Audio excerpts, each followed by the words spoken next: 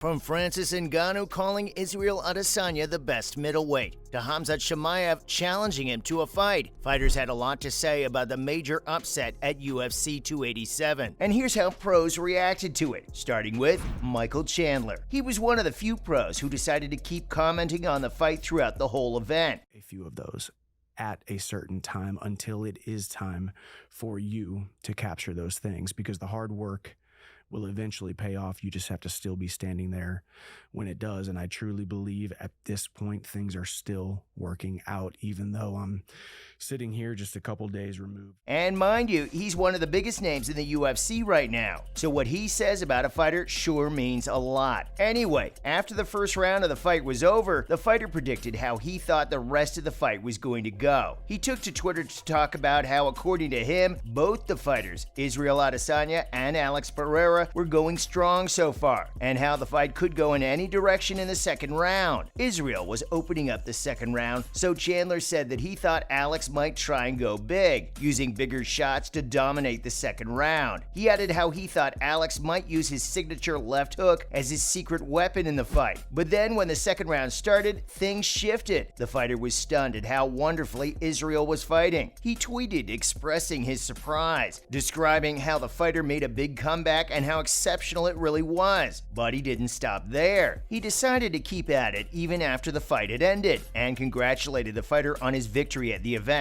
Here's what he said: "There's no doubt that Israel won the fight in the second round in one of the most iconic ways possible. So there was no way that Chandler wasn't going to talk about it, especially when you consider the history of the two fighters in the octagon. Alex and Israel have had a feud for ages," which is what Chandler brought up as well, talking about Izzy's 7-year rivalry with his opponent, and how the two were fighting for the fourth time for Israel to finally take it home once. Now that's impressive. Also, after the fight had ended, Israel said, looking into the camera, that people will never feel the kind of happiness that he did at that moment, not unless they chase what they want in their lives and do whatever they can to get it, just like he did with this victory. Chandler was moved by this and quoted a tweet about it, saying how he loved everything Izzy said after the fight. He also said that watching Adesanya fight so well made him want to fight again too, and he even expressed interest in going against McGregor. You know, Conor and I are natural-born competitors. As I said, I came here to prove that I'm better than him in every sense of the word, in every single aspect of competition,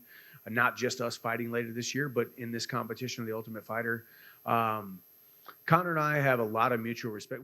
So, all things considered, Chandler thought this was a well-deserved iconic victory for the 33-year-old. But there's a certain fighter who might disagree: Aljamain Sterling. Now, he's an icon with so much experience in the sport that whatever he says is thought of as straight facts by millions. But this one thing that he said about this fight actually ended up kind of upsetting a lot of fans. After the fight had ended and Israel had been announced as the winner of the match at UFC 287, no matter what, Alex is a great champion. No matter what, he lost the belt tonight, but he will always be a champion. In his story, I'm the antagonist. In his story, I'm the bad guy. But tonight, it's my story. History.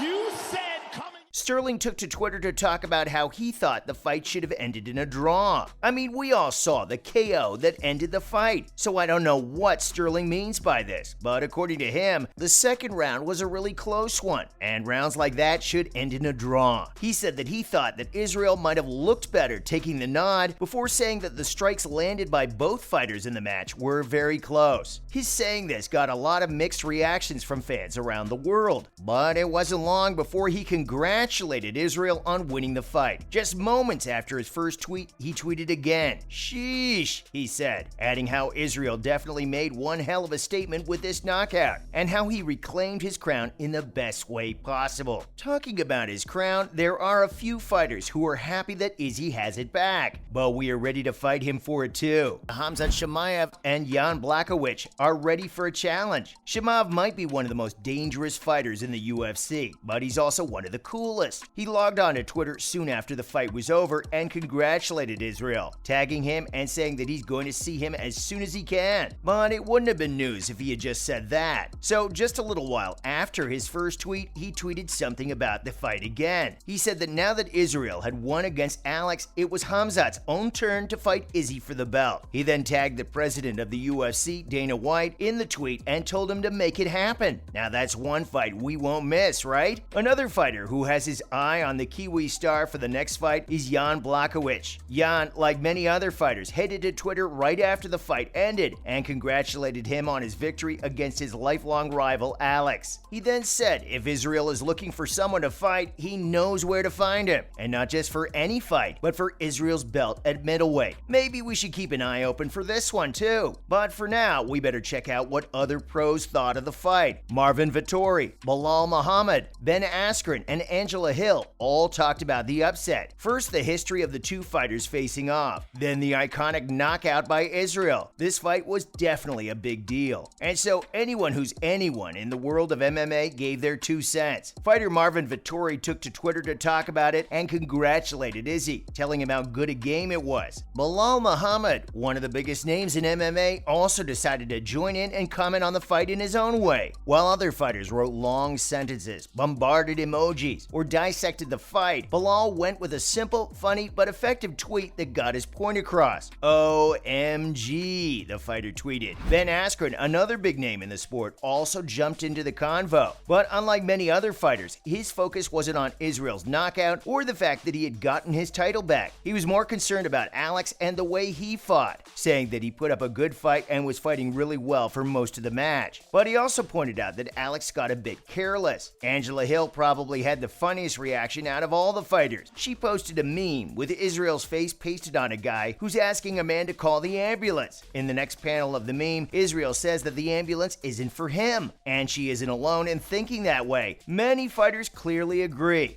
It normally happens, but I just know myself. You know yourself. If you know yourself, no one else can tell you who you are. So I'm able to shut that out real quick.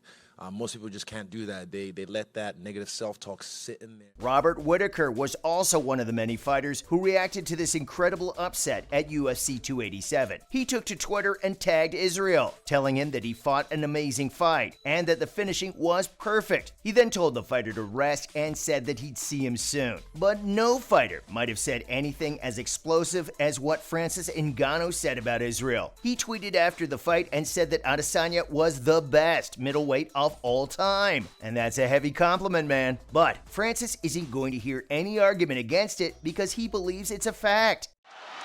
Brunson smiles it. I hope every one of you behind the screens or in this arena can feel this level of happiness just one time in your life. I hope all of you can feel. And that was all about how the pros reacted to the UFC 287 upset.